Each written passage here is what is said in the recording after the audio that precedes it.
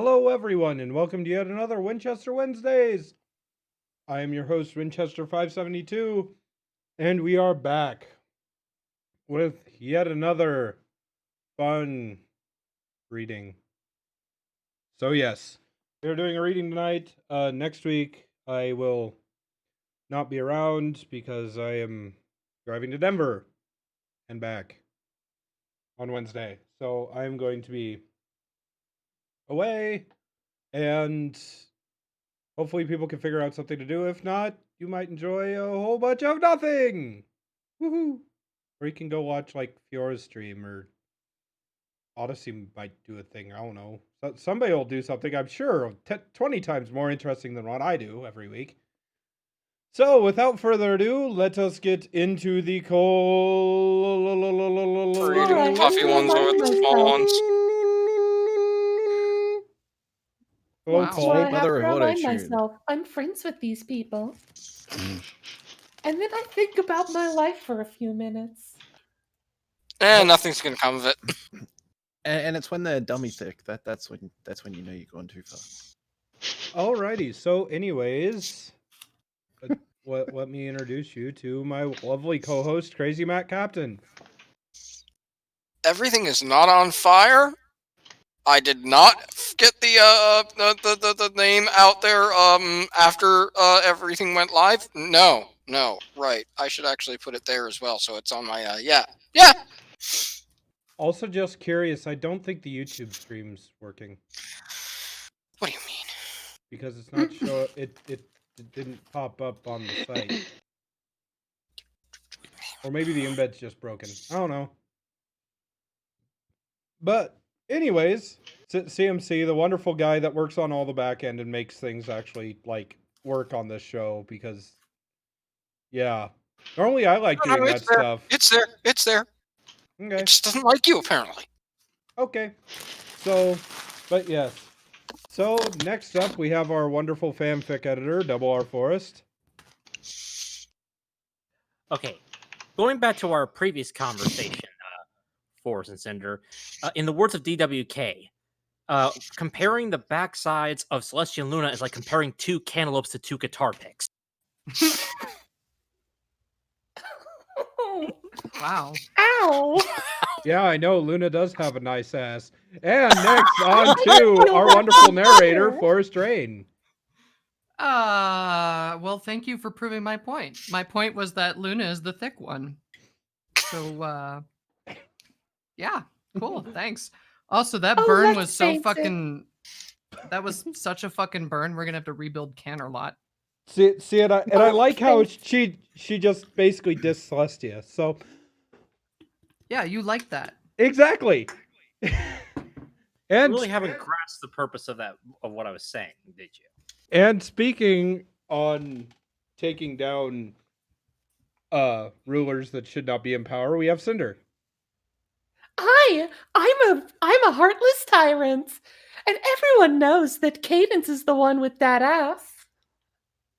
That ass that's been around the block a million times. Oh! Well, she is a Hey, princess of you gotta love. keep a trophy polished.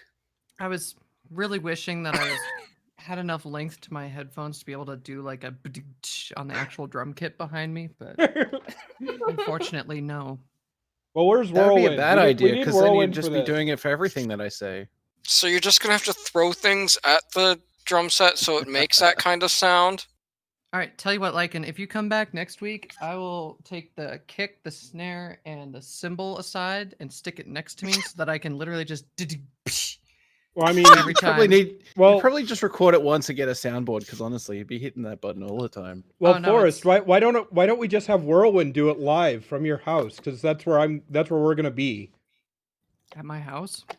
Well, I mean, we'll be in Denver. We'll be like right next door. I have to pick up Whirlwind from the airport on Wednesday. Oh, yeah. Okay. So, anyways, speaking of people that you always have to pick up from airports, we have Lycan. Hello there, and speaking of butts, aren't the princesses just the butt of all jokes? Ba-doom-tsh. Sorry, that was a bit cheeky of me. Ba-doom-tsh.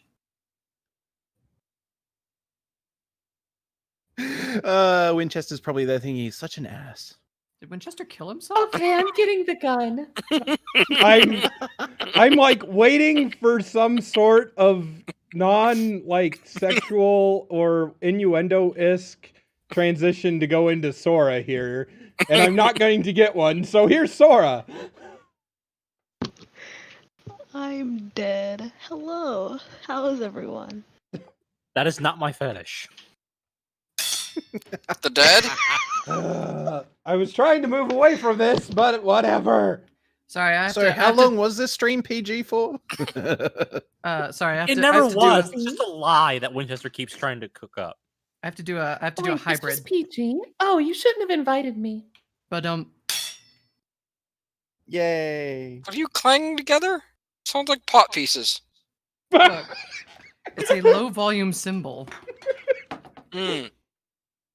What are you So- playing together? It sounds like a piece of trash. It's a It kind of is. $100 symbol. Well, But, it's not coming through clearly, so my brain was thinking pots and pans. Yeah, she's just throwing dishes all over her room to get the perfect sound of it. Fucking yeet. Well, I mean, She's I using could, Luna's like she butt. wouldn't do. I could get this really cool sound on my Gentleman Jack.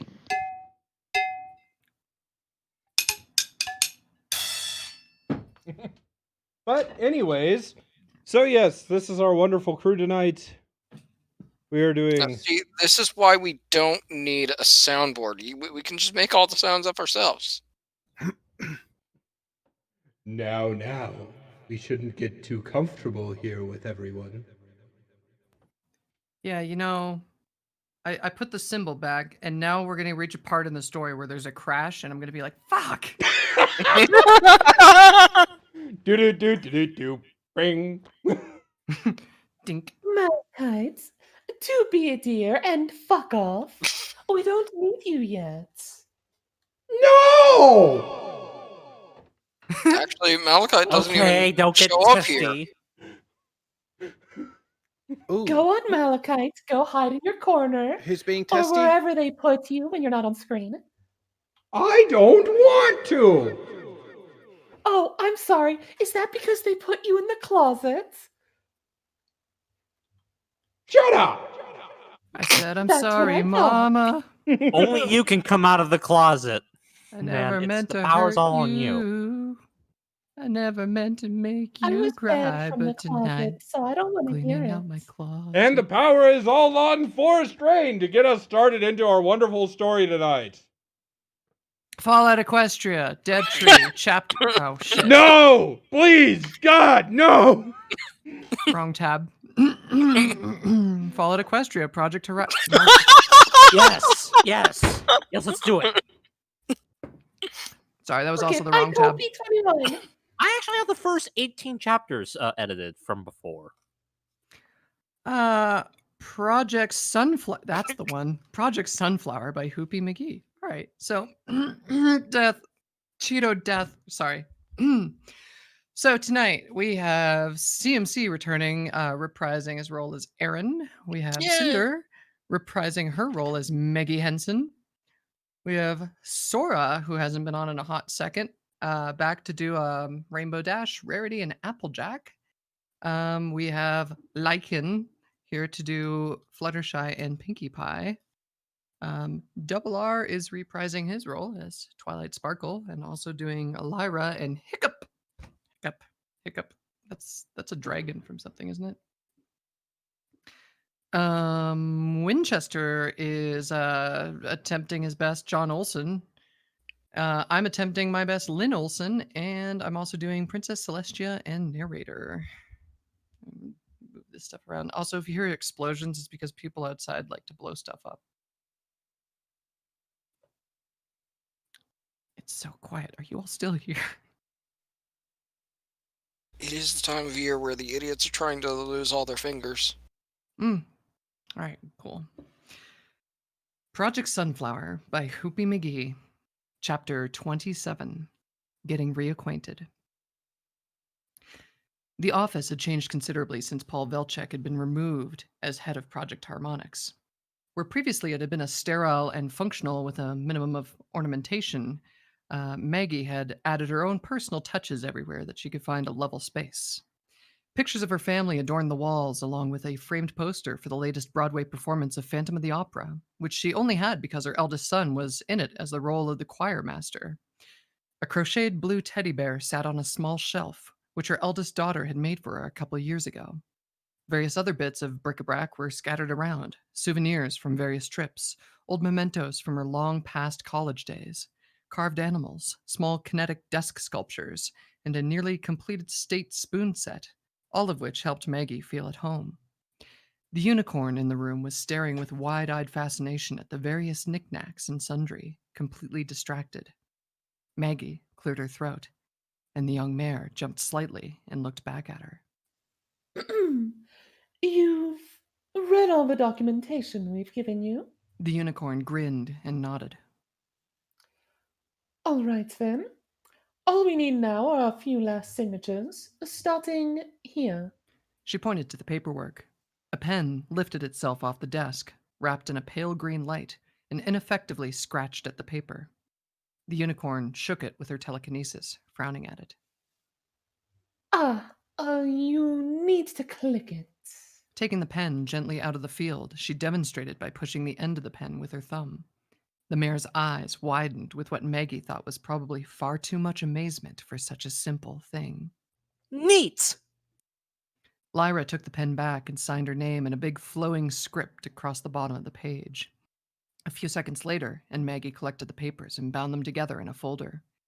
And Lyra was grinning and bouncing on her hooves. So, that's everything? That's everything. Welcome to the team. Lyra laughed, shaking Maggie's outstretched hand with a hoof. Haha, yes! When can I start? Well, technically not until the next payroll cycle, which is Monday. I can show you around if you want, but you're not allowed to do any actual work until the paperwork is processed. Primarily because it's illegal to have you work if I don't pay you. Aw. Okay. Come along, I'll show you to your quarters. Maggie led the unicorn away from her office in the emitter room. After the mint green unicorn had somehow managed to get past both the equestrian and human guards on no less than 3 occasions, Maggie had opted to just authorize her to come over whenever she wanted. Lyra's demonstration of overwhelming joy at the news had really warmed her heart. After a few days, though, Maggie had a thought that it might be prudent to give her an actual reason to be hanging around in the harmonics lab. She discussed it with her team, and they came to the conclusion that it would be a wonderful thing to have an actual equestrian on staff, as well as it being a terrific PR move. The position of Senior Magical Analyzer was invented out of a whole cloth, and helpfully also implied the tantalizing possibility of Junior Magical Analyzers at some point in the future. Maggie had presented it to her superiors as a way to potentially check new worlds found by harmonics for a magical field similar to Equestria's. She'd sent the requisition off with no real expectation that it would be approved. She'd received confirmation within hours on the same day, along with an enthusiastic note of approval from Robert Thompson himself. Lack of an H-1B visa, normally a stumbling block for foreign professionals wanting to work in the U.S., had been dealt with smoothly and efficiently by her superiors without Maggie having to do so much as submit a form. Maggie had finally been able to extend the offer to Lyra just yesterday. Though the unicorn had a resounding yes almost before she finished relating the offer. Maggie had insisted that she at least sleep on it to be sure. And here is the cafeteria. You'll go down that hallway and take the first right. Do make sure you specify that you want either vegan or vegetarian. Oh, right. I keep forgetting you guys eat meat. That's right, and I wouldn't want you making any mistakes that you or your digestive system would regret. Also, Erin mentioned that the food here on Earth tastes a little blander than on Equestria. Perhaps a difference in how you grow it, or something similar. Oh, okay. If it's too bad, I'll probably just eat at the castle or something. They continued walking, passing a couple more hallways, with Maggie pointing out various features such as the lounge, the game room, the on-site library, the gym, and the swimming pool. We just ask that you shower before entering the pool. Also, how do ponies react to chlorination? With confusion? Maggie stared blankly at the response, then chuckled. Chlorine is a chemical we use to keep microorganisms down in the pool. It has a side effect of bleaching the color out of hair if you spend a lot of time in there or don't rinse off right away when you're done. Since you've got a lot more hair than the average human, I thought I should mention it. Oh, okay, I'll probably stay out then. I don't want to bleach my coat. Not after how it turned out the last time. Ugh. Finally, they reached the small single unit that would be Lyra's room. Maggie opened the door, then handed the key to the excited unicorn, who levitated it into her bag. And this is it. You can decorate it however you want, but if you want to paint the walls, we ask that you check with us first. Also, quiet time is from 10 at night until 9 in the morning. Try to avoid making loud noises during those times, or your neighbors may get cranky, and I'll have to have a word with you. Gotcha. Lyra looked around the small room. It resembled an efficiency with the largest room that had a single bed, a kitchenette, a small table with 2 chairs, and not much else. There was a large closet along one side of the room, and a door leading to the bathroom. It is small, I'm aware. Lyra waved her hoof in an unconcerned manner. You only say that because humans are giants. Besides, that just means it's less to keep clean. Good attitude. Remember, orientation is on Monday morning, 8 o'clock sharp, which means you have the rest of this week to settle in. You can bring any belongings you want from Equestria, but no pets and no fruits or vegetables. If you need any money before your first paycheck, I can arrange in advance for you. I think I might want that. Could I do some shopping if I had money? I don't see why not. Can you give me that advance now? And then have someone bring me to the nearest town to go buy things? If Lyra's grin were any bigger, it would extend past the sides of her head. Maggie stared at her for a moment, then laughed ruefully. She really had walked into that. Well, I meant shopping online, but all right, I guess we can do that. I'll get you a credit card and a couple of people to escort you to town. It's going to take a while to get everything cleared, though. Don't expect to go today. That sounds good. Thanks, Maggie. Motes of dust danced in the sunlight that streamed into Celestia's private study, where the Princess of the Sun was going over some of the recent reports detailing the supplies requested for shipment to Znebra. A familiar, almost inaudible sound outside of her study door brought a glimmer of a smile to her face. Long experience had familiarized her with the sound of some ponies shuffling their hooves while trying to summon the courage to knock upon her door. "You may enter." She afforded herself a brief moment of amusement at the startled silence outside. The door cracked open, and Aaron walked in, looking like a student who had been sent to see the headmistress without knowing why. Princess. Aaron bowed a little clumsily. Honestly, Celestia would prefer it if every pony would just stop with the bowing, at least in private, but there didn't seem to be much that she could do about it. She put the paperwork aside and regarded the human-turned-pony with a smile. "Hello, Aaron. I imagine you're wondering why I asked you to come here." Yes, Princess. Aaron's forepaw pawed nervously on the floor. It was a mannerism that Celestia found mildly surprising, as one thing that Aaron's pony disguise had lacked in the past were the instinctive and subconscious reactions of natural-born ponies. She imagined that spending almost all of her time around her pony friends had caused her to start mimicking some of their behaviors. "I understand you met with your parents yesterday. They did not take your change well, I understand." No, Princess. They freaked out, honestly. I'm waiting for them to contact me, but so far... She trailed off pensively, and Celestia smiled comfortingly at her. "Aaron, I am thousands of years old, so when I tell you that I know your parents will come around, I want you to trust that I know exactly what I'm talking about." No parents who are capable of raising a daughter such as yourself would turn their backs on her over something like this. Erin smiled gratefully at the princess and bowed her head slightly.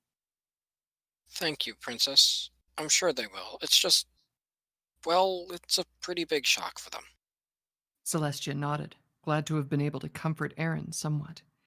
It made her feel slightly less guilty about the real reason she'd brought her here.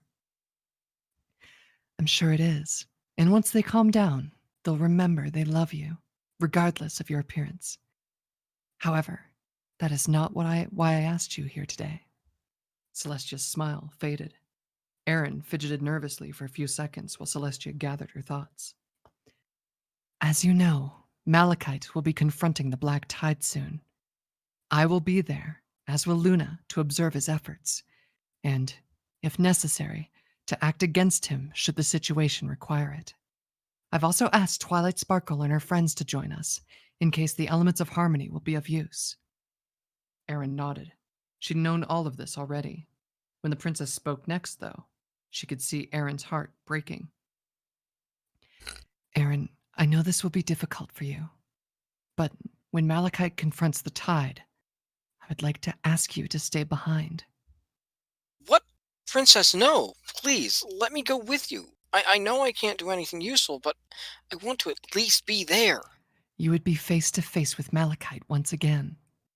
Celestia saw Erin shudder involuntarily. More than that, he will be in a new, powerful body, one whose power may even outstrip my own, at least when I'm on the Earth. I would spare you that. I know, but I'd rather face him now than to be afraid of him for the rest of my life. And I can't let my friends go into danger without me. Not again. I simply can't. Please, don't ask me to stay behind, Princess. I'd hate to get into trouble for disobeying you. Celestia looked at the girl. Erin was frightened. That much was obvious. She was terrified of both Malachite and of whatever punishment she was dreaming up that she feared would be visited upon her for speaking back to a princess. Even still, she was remaining defiant. Celestia smiled, somewhat sadly. She had suspected that would be Erin's answer, but she had wanted to at least give her the option of staying behind with a clear conscience. What she was going to ask for next was going to be even more difficult. You are not my subject, Erin. I technically can't forbid you to go. Erin visibly relaxed.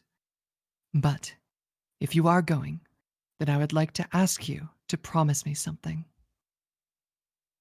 What is it, Princess? I would like you to promise that if things go bad, and if there seems to be no hope of recovery, that you will get Twilight and her friends back through the gateway. Use whatever means you have to in order to keep them safe, even if doing so means leaving me behind. Erin stared at her in shock as she realized what the princess was asking her and what it meant. Twilight would hate me forever if I forced her to abandon you, Princess. Yes, I know. But she would be alive to do so. Celestia waited patiently while the human worked it over in her mind. I understand, Princess. I'll keep them safe as best I can. I promise. Celestia felt some of the tension she'd been feeling dissipate. That's all I can ask for. Thank you, my dear. In return, though, I'd like to ask a favor from you. Oh? I'd like you to promise that you'll do everything you can to make sure that I don't have to keep my promise. I don't want to see you hurt again, Princess. Celestia was surprised and honestly quite touched by the sincerity in the human mare's voice. She smiled again, more fully this time. I swear to you, I will do my best. That's all I can ask, Princess. Winter was definitely in the air, the faded green grass crunching beneath her hooves as Erin, shivering, trotted quickly through the gardens on her way back to the Harmonics Gateway. If it hadn't been for Celestia's summons, she'd still be in her room, waiting to see if her parents were ready to contact her yet. She opened the door to the small structure that housed the gate, smiling at the unicorn guards who nodded politely back to her as she walked through to the earth side of the gate. Just then, Maggie came out from her office and waved. Erin, hold on. I have a favor to ask of you. Maggie, lab coat rustling as she hustled down the short flight of steps from her elevated office, came rushing up to her, smiling widely all the way. Guess what? Erin suppressed a sigh, not really being in the mood for games. I don't know. What? You are no longer the only pony that works for Project Harmonix. What? And you know your friend Lyra? She signed up. Really? Erin felt intrigued in spite of herself. She didn't bother correcting Maggie by saying that Lyra was more of an acquaintance than a friend. Doing what?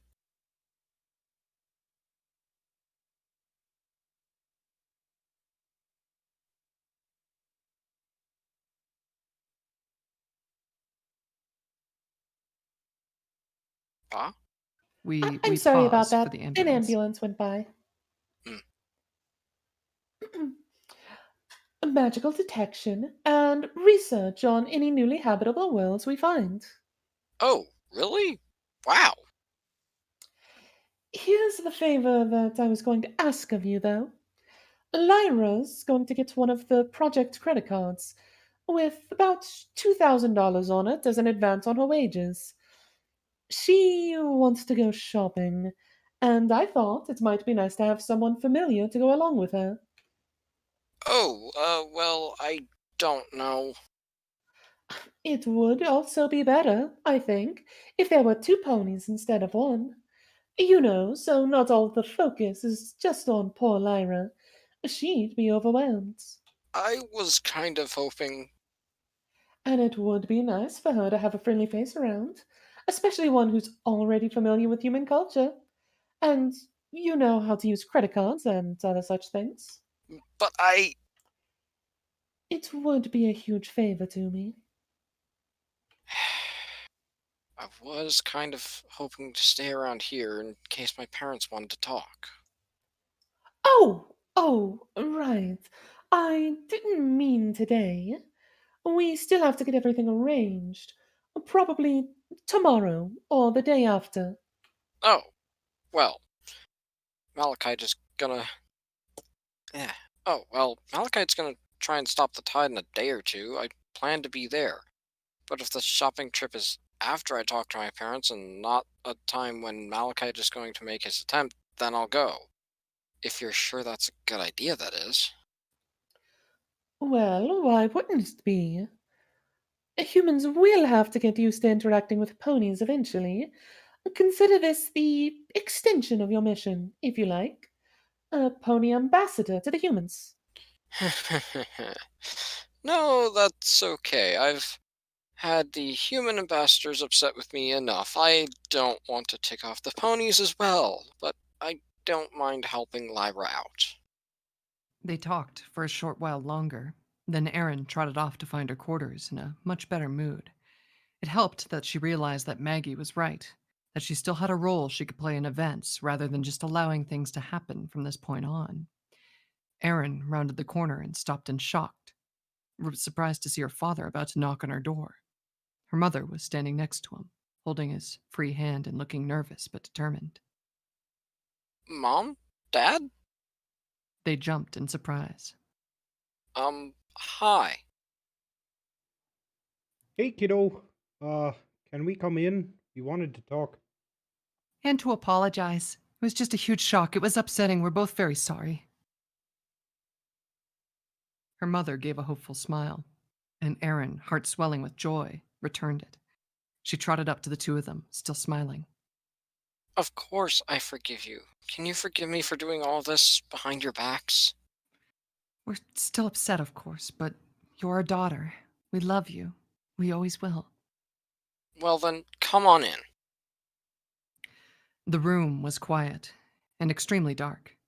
The Chinese military base where he was spending the night was starker and much more severe than the quarters he'd had in Colorado. Still, they would do for now. He wasn't planning on staying long. Malachite lay on the large mattress that had been wedged into the corner of the room that was much too small for it to fit into comfortably, regulating his breathing. Unlike the Americans, the Chinese had neglected several key aspects of security required to keep him in place, possibly due to the lack of time to prepare. There were no cameras in the room that he could see, as one example. That suited him just fine. He'd been under observation for more than long enough. It was time for him to do some exploration on his own. The walls were too thick and too dense for him to manage to pass through, even in his Fae form. Fortunately, unlike his quarters in Colorado, this one came with a small air vent. It didn't take him long to separate himself from his body, leaving just a single sprite behind to send the alarm should anyone attempt to enter the room. It would take them a while, as he'd barricaded the door with the completely superfluous dresser and nightstand they had also attempted to wedge into the room. He flowed through the vents, carefully but quickly, avoiding any openings with humans on the other side.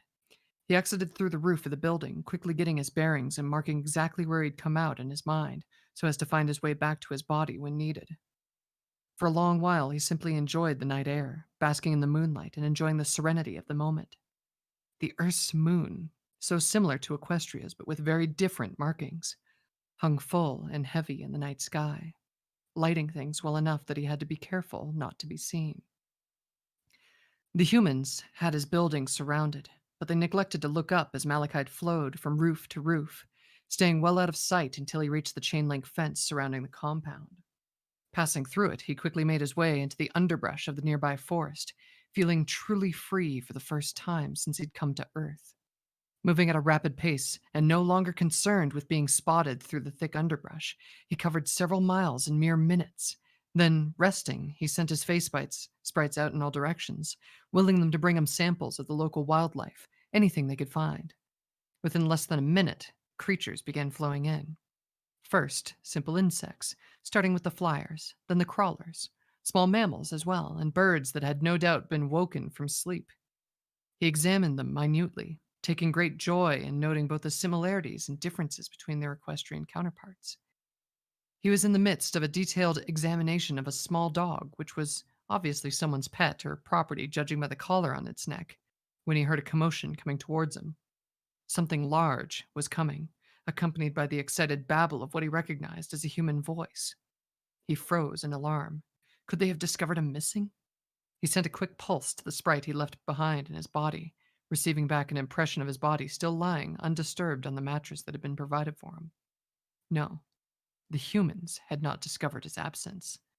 His questions were answered when a glassy-eyed male human, bald head gleaming in the moonlight and with a dark haze surrounding his body, stepped into the clearing. The human female, the source of the distressed voice, was pulling on the sleeve of the garment he was wearing. Obviously, a garment intended for sleeping. The human was barefoot, and Malachite could see his feet were bleeding from his journey into the woods. He snarled in irritation, and then the human female stopped her entreaties to the male, glancing fearfully around the underbrush. Quickly, he sent a sprite to possess her as well. It was his own fault, he knew. He shouldn't have sent his minions out blindly like that. However, knowing that made it no less exasperating and no less dangerous for him. He considered his options. What would be the wisest course of action? If he let them go, they would undoubtedly talk about it. A human with the dark green haze surrounding him, acting as if possessed? Humans were many things, but they were no fools. They would piece it together very quickly. Would they accept that it was an accident? And would he want them to know that it was? He didn't wish to appear less than competent.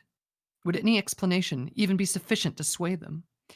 He regarded the humans who stared back at him with Fae-possessed eyes. There was always the option to kill them, he realized. It was far more tempting than he was comfortable with, he admitted to himself. Still, no, that option was out as well. If the female wasn't the only witness to the inadvertent abduction, then he would still be found out.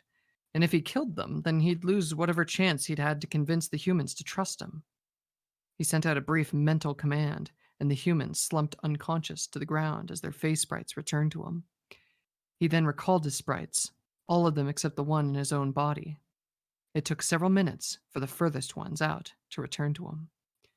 Moving even more rapidly than before, he returned to the camp.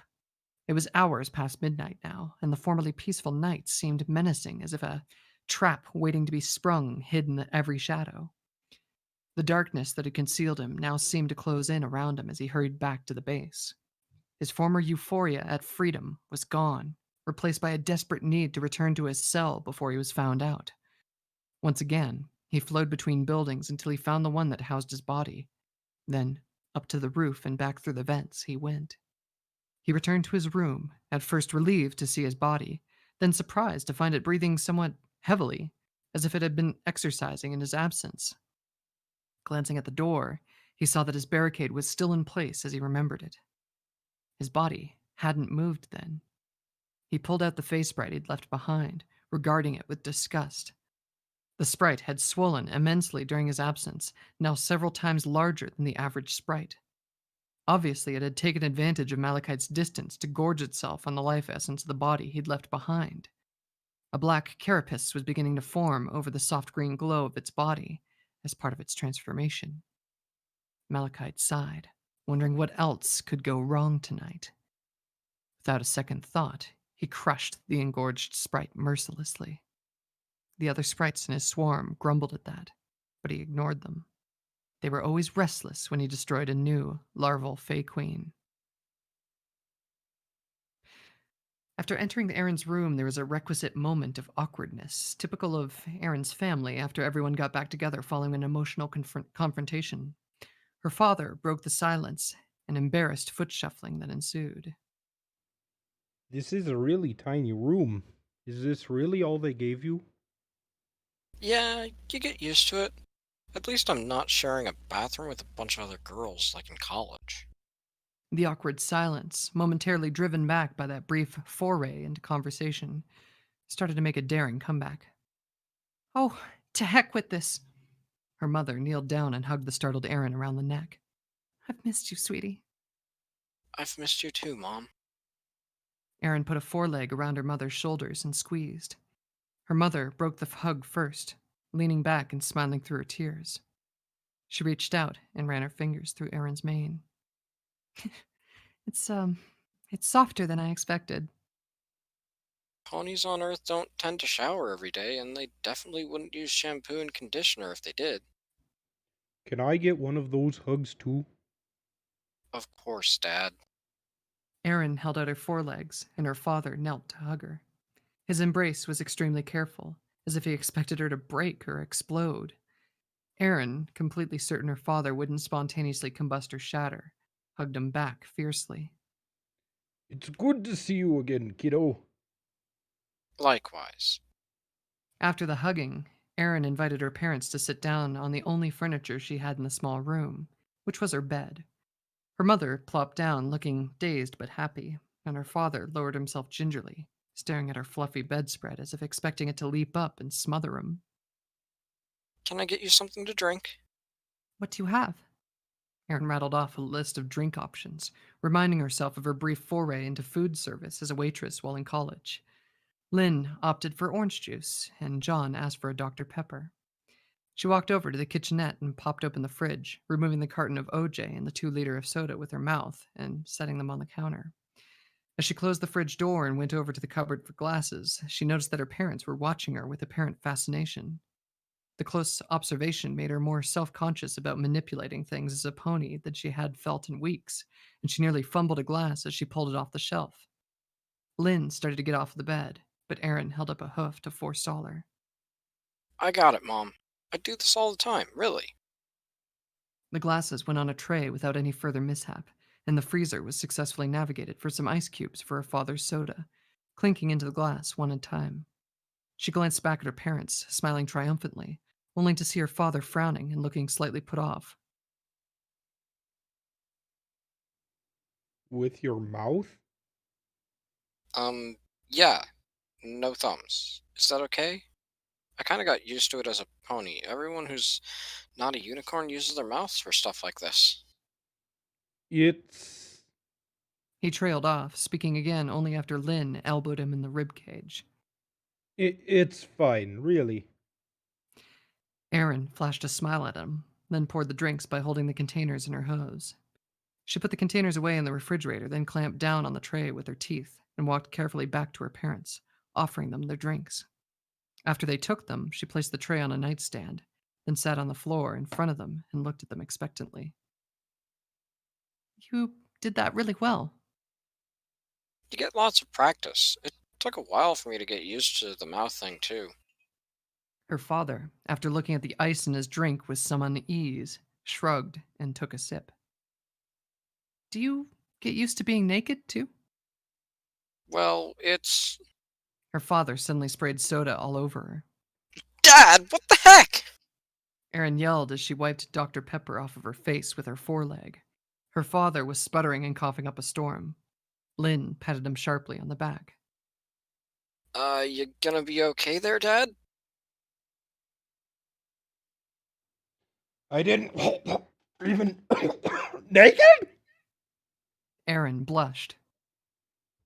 I'm a pony. Yeah, it bothered me at first, but come on, I'm not even human. You can't even really consider me naked, honestly. Her father kept coughing, refusing to look at her. Grumbling, Erin went over to the closet and pulled out the simple sundress that Rarity had made for her all that time ago. It only took her a few seconds to slip it on, by which time John had finally stopped coughing. Oh, that's lovely, dear. Thanks, Mom. My friend Rarity made it for me. She's a dressmaker in Ponyville. They actually call it Ponyville? Yeah, it seemed odd to me, too, at first. I would almost... brain, why did you just... Let's restart that. Yeah, it seemed odd to me at first, too. It would almost be like calling a place Humanville. So, tell us about it, Erin. Nodding, she began talking.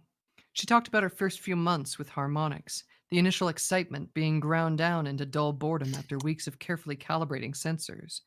She talked about the presentation with Dr. Velchek, hiding the flash of anger she felt mentioning the man's name, where she first saw the ponies. She continued on, summarizing her reasons for going and what the initial process was like. Waking up delirious and semi-sedated. Her difficulties walking and eating, and the intensive training that followed. Her parents, who'd been listening and nodding politely as she spoke, really perked up when Erin went to Equestria. She talked about meeting Applejack and Rainbow Dash, about going to Ponyville for the first time, getting a room and looking for work. Her second day in Equestria had her mother in stitches, especially when she related her experiences as a house painter. I'm glad you find that funny, Mom. It was humiliating. There was paint everywhere, and Dad, stop it! Her father jerked his hand away from her ear. Sorry, it's just so freaky. I know. Please, stop. My ears are kind of ticklish now. Oh ho ho. He grinned and reached slowly back out. Erin cringed away. Mom, make him stop. John, don't mess with your daughter's pony ears. What happened after that, sweetheart? Well, then I found this old flyer for a company called FetX looking for... Cold what now? FetX, short for Fetlock Express. Her father stared at her with mild disbelief. Weird. So anyway, I went there, met Mr. Parcel, a sweet old guy, and he hired me on the spot. Even gave me an advance so I could get something to eat. What was the job? Lynn grabbed a brush off of the nightstand and used it to gesture at her daughter's mane, with a questioning look in her eyes. Erin rolled her eyes and nodded grudgingly, and her mother stared happily, brushing her mane. Package delivery. The logo even looked the same as FedEx, which was weird. Ouch! Sorry, found a tangle. Anyway, it was a nice job. I met lots of ponies, learned a lot about Ponyville, and geez, Mom, pull a little harder, why don't you? It's really stuck. Well, pulling on it won't make it any less stuck. Oh, so I should leave it in there then? Try untangling it. Can I see a hoof? What? Well, your mom gets to play with your hair. I was kind of curious about seeing a hoof. Fine. She held out a foreleg. Her father picked up her hoof and examined it with interest. Erin went back to her story, getting to her first encounter with Twilight Sparkle, while her mother tried to untangle her brush and her father flicked a finger against her hoof's wall. Neat. Honey, feel that. It's all smooth, but it's hard as rock. Her mother abandoned the brush and reached over, tapping the hoof wall with her fingernail. Ooh, cool. I have hoof polish on. Erin tugged at her leg. Her father refused to let it go. Hold on, I'm still looking at this. Fine. So anyway, Twilight knew something was up right away because she saw that I wasn't part of Equestria's magical field. Magic? Right. Erin pulled her hoof away sharply, glaring at her father. Yes, magic, or energy, or force. Call it whatever you want. It's real, and I've seen it in action. Her father shrugged, looking apologetic. Stop moving so much. I'm trying to braid your hair. Mom, come on. Are you guys even listening to my story? I only went to a whole different universe and met actual alien ponies. We're listening, sweetie. I just think your mane would look nicer with a braid in it.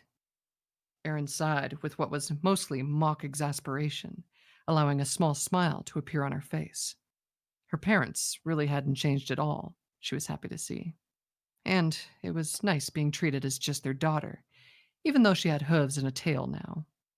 Content with her lot in life at the moment, Erin continued her story, much to her parents' satisfaction. Are you sure we shouldn't wait for Erin? Twilight scowled at the remote control, shaking it vigorously with her magic.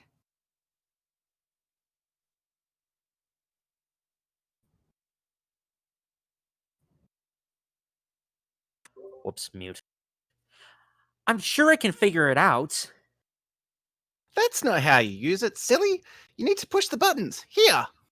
Pinky deftly snagged the remote from Twilight, ignoring her protests. Pinky stabbed a hoof at the remote and the television turned on. Twilight returned to the couch, sitting down in a huff. Awesome! It's movie time again! Rainbow Dash laid in her customary beanbag, a large bowl of popcorn resting on her belly. The screen logged in, and the now familiar menu of Erin's streaming media account popped up. What will we watch this time? I want to watch something funny. I don't care, but it's gotta have action. I don't want anything. I didn't want to say anything to Erin, but a couple of those movies showed us last time were kind of boring. How could you say that? I thought they were lovely. The one with the talking cat and the girl with the broom was nice. Also, I like the one with Totoro. I want action, adventure, scary stuff. Rainbow spilled a little of her popcorn by accident as she waved her hooves around. No scary stuff, please. I'll watch anything. I just enjoy the company and all. Well, there's more Ghibli movies. Grave of the Fireflies? Oh, I bet it's a spooky one. Play it! No, Rainbow Dash, I don't think so. Oh, poor fireflies. How about Princess Mononoke? Both Twilight and Rarity perked up. A story about human princesses? That would be very interesting. I wonder what kind of gowns human princesses wear. Pass. I agree with Rainbow. I don't want to watch any frilly frou-frou princess story. Fine. Maybe we should look outside of these options. Pinky poked at the remote, opening a wider variety of movies, though still animated. It looks like these are all of Erin's favorite animated movies. Iron Giant? I wonder what that's about. Bunnies. Can we watch one with bunnies? Watership Down? Well, animated Reddits are usually pretty funny, from what I've seen. No comedies. Action. Aww. Hey, there's one called How to Train Your Dragon. Y'all want to watch that? That may come in useful for me. Does it have any action? It has dragons, and those are usually pretty exciting. It sounds like a documentary, and those are boring. I don't think so. Aaron said Earth doesn't have any dragons. Fine, but if this is some boring documentary, I reserve the right to turn it off and pick something else. Twilight, sensing that this was as close to a unanimous agreement as they were going to get, nodded her head. Even Fluttershy was looking more interested than frightened. I've kind of wished Spike was here to watch it with us. I'm sure he'd have something to say about it. Pinky plopped herself down on the sofa between the two unicorns, grabbing another bowl of popcorn for herself. On the screen, various logos and music played briefly, and then came a voice. This is Burke. 5 minutes later, Rainbow Dash was calling it the best movie ever. Fluttershy was hiding behind the couch, and Twilight was busily jotting down notes on the anatomical inaccuracies of the dragons in the film. You still haven't explained why you were in India. There was an accident. After Princess Celestia got hurt, they evacuated all the ponies back through to Equestria, but the gate got broken before I could get back through it, so they had to bring me back the long way. Aaron didn't see any reason to explain that Twilight Sparkle, her best friend in Equestria, had broken the gateway in a fit of rage. They'd long since made up, and that was all water under the bridge, as far as Aaron was concerned. Well, I don't like that one bit. Why were you even there? I told you, Dad. Most of my pony friends make up a group that uses something called the Elements of Harmony. It's their best defense, and they want to try it on the tide. I wanted to be with my friends. Aaron hid her twinge of guilt over glossing over the truth by taking a bite of the apple that she'd pulled from the fridge. She then sighed with disappointment. Not nearly as good as Sweet Apple Acres. I wish they'd let us bring over fruit. You have to try equestrian food. We could go now if you wanted. I mean, if it's allowed. I could check with Maggie, I suppose? No, I don't want to be a bother. We can just eat at the cafeteria. Oh, well, I hope you don't mind if I don't go with you.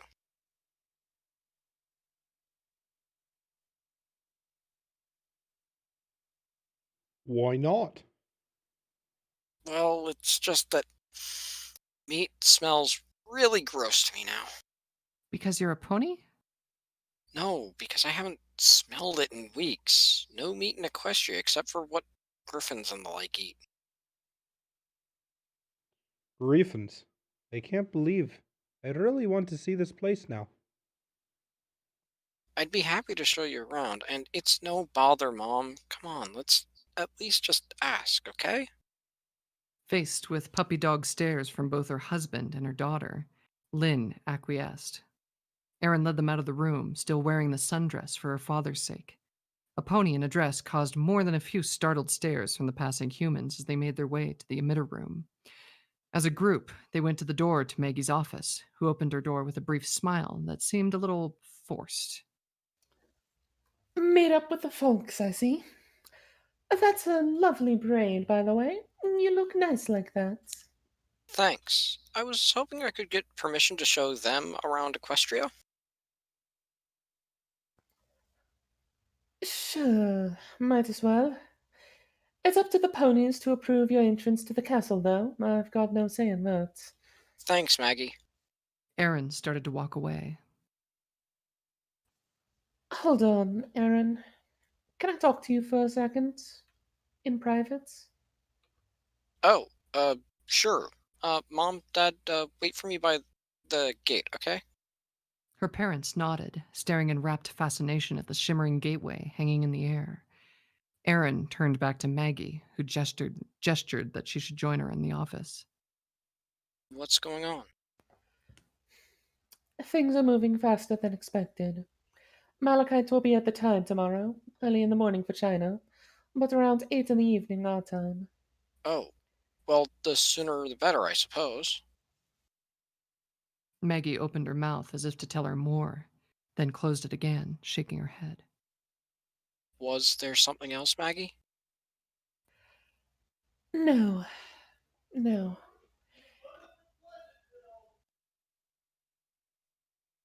You go have fun with your parents. Show them around, introduce them to the princesses if you can. And maybe get Rainbow Dash to do one of those amazing rainbooms of hers. Maggie gave her a big and extremely fake smile. Aaron looked at her quizzically. Maggie was hiding something, she was sure. Her impatience to rejoin her parents warred with her curiosity, and her curiosity lost. If it was really important, Maggie would tell her, she knew. Okay, Maggie. Tell me about it when I get back, okay?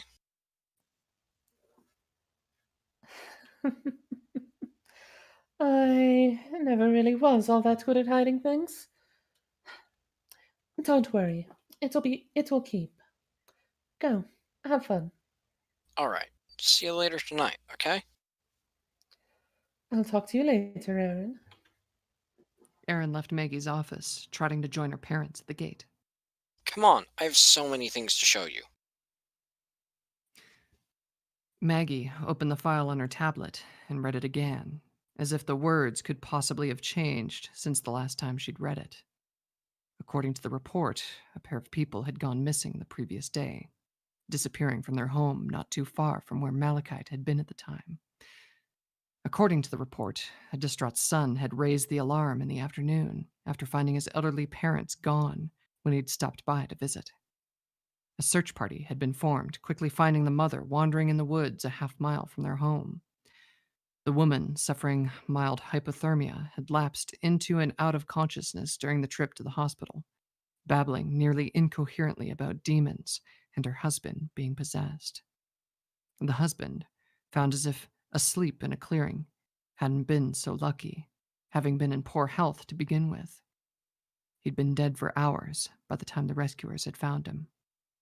The Chinese escorting Malachite were completely certain that he hadn't managed to get past their guards, who'd been stationed on the doors to the room Malachite had been kept in for the entire night, as well as surrounding the entire building. They were certain it was just a coincidence. Maggie wasn't so sure. Still, it was no more than suspicion on her part, and nothing worth worrying Aaron about while she was still repairing a relationship with her parents. The news would keep. At least, Maggie prayed that it would. The news will keep, unlike the fucking sliced French bread from Walmart I keep buying that goes bad in 2 days. Well, Or maybe those you shouldn't. bodies. Well, maybe you Those shouldn't wait bodies 2 probably days to won't finish keep it. for long at all. Or My alternatively, you can just stick it in the fridge and it'll last a lot longer. I tried that. It molds like immediately.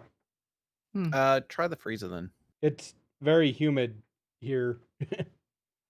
Oh, yeah. Well, that might do it. Yeah. Anyway, And- I was laughing my ass off when Aaron was with the parents. I was like, that's funny. Yeah, that was very, very well written.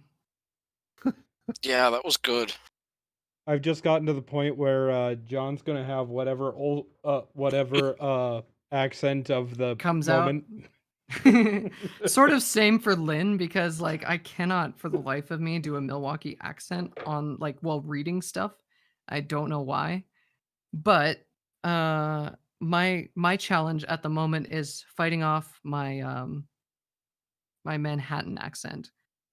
Cause she starts sounding like Harley Quinn after a while, and I want to not do that. Just sound like your father. I can't. Yeah, don't start calling John Olsen Mr. J. Mr. J. Well, this What, has been an Holly? interesting Holly? place in all of 30 seconds. So those were fun movie choices that went by there. Yeah, how many of us all got the references here? I knew absolutely none of I them. did. All I knew You've was never Watership seen a Down Studio is not a Ghibli cute film in your bunny movie. life. I've watched I've seen Mononoke. exactly I one. know about Watership. Grave of the Fireflies, I'd have to remind myself. Princess Mononoke is on my list to watch, but I haven't seen any of them. Good one. Yeah, I'm Forrest, not of sure all about people, I feel like you should have seen Princess Mononoke by now. I'm sorry. No, you're not. But yes, You I put it in the regret comments nothing. of Discord, but just to let you, for those who don't know, Grave of the Fireflies is not about fireflies. Princess Mononoke is not a frou-frou princess, and Watership Down is not a funny movie. I knew the last one, but I didn't know the other two. Honestly, it's probably a good thing they skipped that last one, though. Yeah, what's Fireflies actually about again? It's those two children who are survivors of World War Oh, II Japan, oh, and marbles in the bin. Okay, Good lord. yeah, and they can't get food. yeah, It's the yeah. Not I still haven't finished the thing in its entirety because I haven't been able to find it, but yes, I am aware of the story. It isn't on Netflix? It's depression. Yay. I like that. Yay. yeah. It's a thing. Also, that's also a thing that's a thing. Humansville does exist. It's in Missouri. Because of course it's in Great. Missouri. That was me. I posted Fantastic. that. I was like, Wait, I bet they're all Missouri? miserable there because it's in misery. Wait, I thought Still, I'm glad I they saw at least MO on that. I thought MO was Montana. No, that's MA is Montana. Yeah. how does that make No, sense? No, MA I thought is that's Massachusetts. Massachusetts. Oh, MT. MT. Oh, okay. Montana. Joko, you're a In bit other like that. news, I don't know why, but I feel this calling that after a few years here in Nebraska, I want to move to Idaho. Well, of Well, course like, want to you start are. growing some potatoes? Yeah. Maybe. I like how Forrest and I yeah, have the same idea. Don't listen to the potatoes. They tell lies. Yeah. You might want to get the ones out of your shower if they're starting to sound like that. Potatoes are really good at listening, though, because they have a lot of ears. Actually, potatoes have eyes. Oh, never mind. They're really good at seeing things. You're talking about a cornfield, Oh, yeah, corn. which corn Nebraska has also ears. has a lot of. Since when did we go into Philadelphia? Whenever you're hungry. I mean, I could use a cheesesteak right now. Right? So I wonder how much this Lyra interaction is going to pay off further in the story. She'll Yes. appear a few more times. I think she was meant to have a bigger role in the sequel, but that sequel never finished.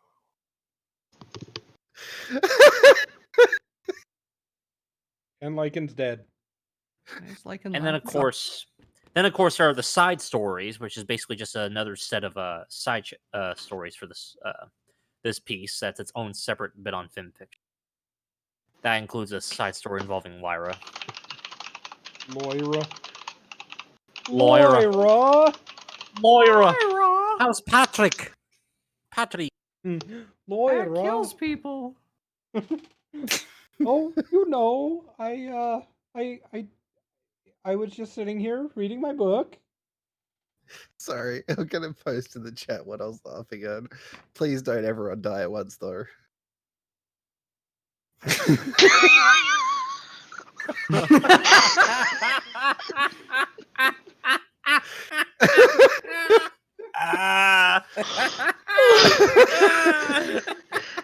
So now we get to watch how to swap a 6-speed manual transmission into your WRX STI. Someone's dying.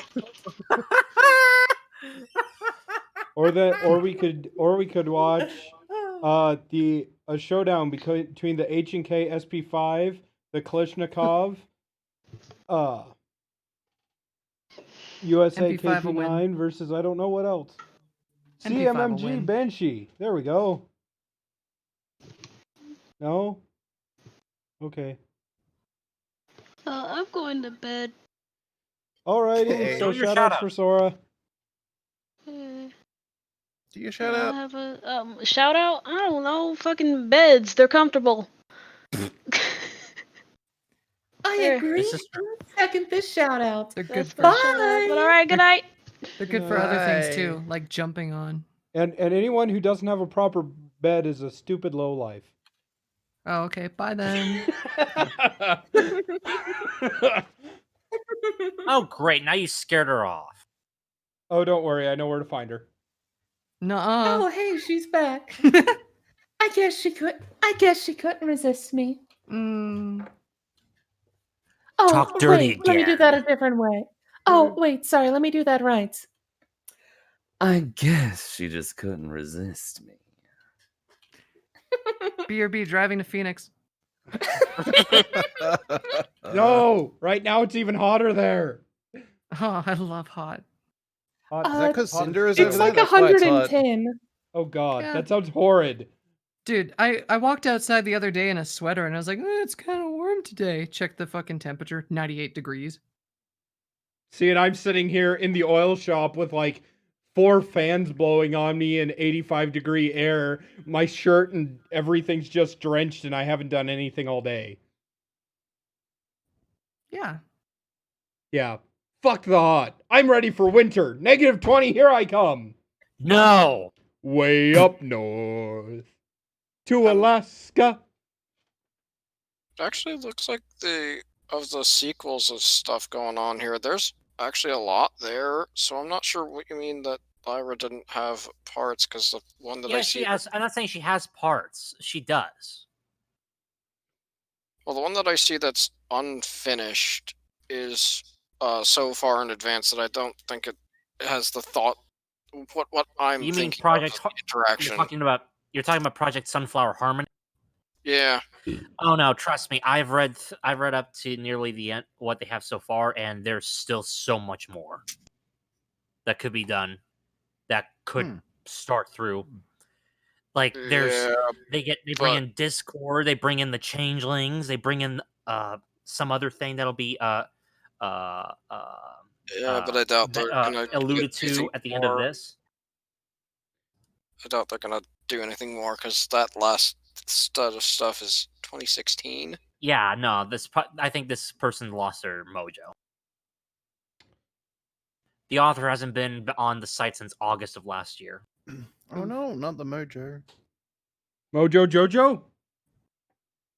Oh, Jojo. But there are at least a couple of side stories to these. Like there's Sunflower side projects. We get a little. And speaking of side projects, Cinder, do your shout out. Well, I do have to say, thank y'all for having me here. Especially you. Have a lovely night. I've got to get on out of here now. It's been a pleasure. Ta! Bye-bye. Now I put my pants back on. Can you still? Hold on, I need to quote I know something. Forrest can't. Not if she doesn't want to turn it into a fucking sail. Sephiroth felt his pants get uncomfortably tight. Mazamune isn't the best sword on me, if you know what I mean. Oh, she's gone. Yes, I'm sure Mazamune isn't the only thing He that's knew gonna be what was used for coming. thrusting. And shout outs for Forrest. Shout out to Octopath Traveler for being like the best damn RPG to come out that's like 16-bit, since, 20 years ago, 30 years ago, 35 years ago, 25 years ago, some amount of time ago. Also, if anybody's selling a Nintendo Switch, hit me up. Boop-doop-boop-boop-boop. And on to Lycan. Yes, it is I, the Lycan. Hope you enjoyed the Fluttershy and the Pinkie Pie. It got a bit difficult talking to myself there, but I managed it. Yeehaw! Anywho, yeah, I just do a shout out for a, every time I hop in the shower, my shower gets turned on. I bet the two of you get pretty hot. Oh yeah, it gets all steamy in there. And I'm going to regret this, but next shout out goes to Double R. Okay. First of all, I was just gonna make a shout out to Hoopie McGee's particular taste in animated features, including How to Train Your Dragon, which still remains one of the best animated trilogies there is. So, secondly, screw you, Winchester, for implying such things against. I'm glad that didn't go as bad as I thought it might in my memory. And now on to CMC. Fires, explosions, Mufasa, venison jerky, LOE, Roan. I don't know. I'm exhausted, and I could not get my voice into Aaron's voice tonight. It just wasn't happening. Yeah. Sounded all right to me. I generally try to get up into my upper tones and be a little softer, whereas I was down in my bass tones all today. I'm sorry, I'm You did looking great. through all the fucking gifs that you guys posted while I wasn't looking at the chat. It's hilarious. Yeah, I can't keep an eye on that, which is why I didn't know that there was an ambulance reason for why we paused there. You have multiple computers. Those multiple computers can have multiple screens. I only have 2 in front of me right now. Brother is using one of them because his computer, yeah, dead screen and no battery life. Alrighty. Well, anyways, thank you all for showing up. Make sure to stop by for all the other fun and interesting things going on throughout the week. Know there's a bunch of stuff going on. Yeah, remember next week I won't be around due to things and stuff. Explosions. Quite literally. Oh, okay. So no reading tomorrow, next week. No reading next week. Yeah. So, anyways, hope you all have fun. I guess everybody say goodbye. Bye, my lover. Bye.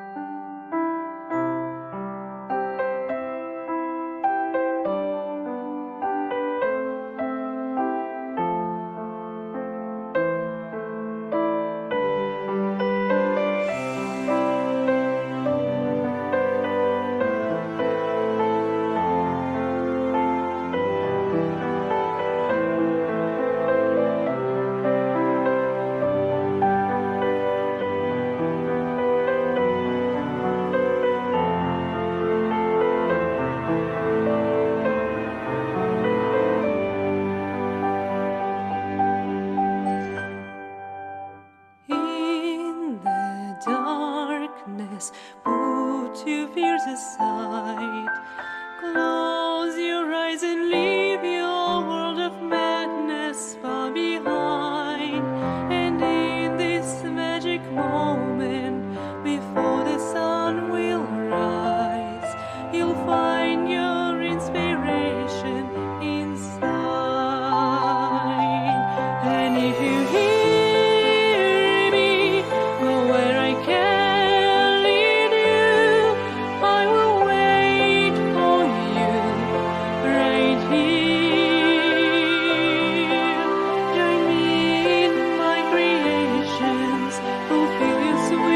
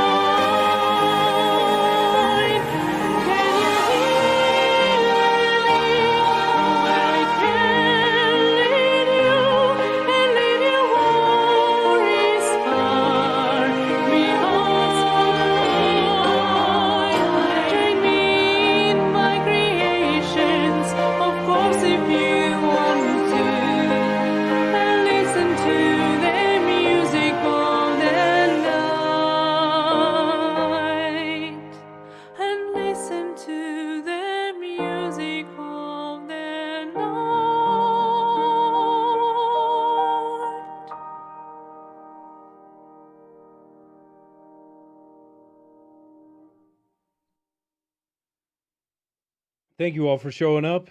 It's been fun. This is Winchester 572 going 10-7. I'm out. Bye-bye.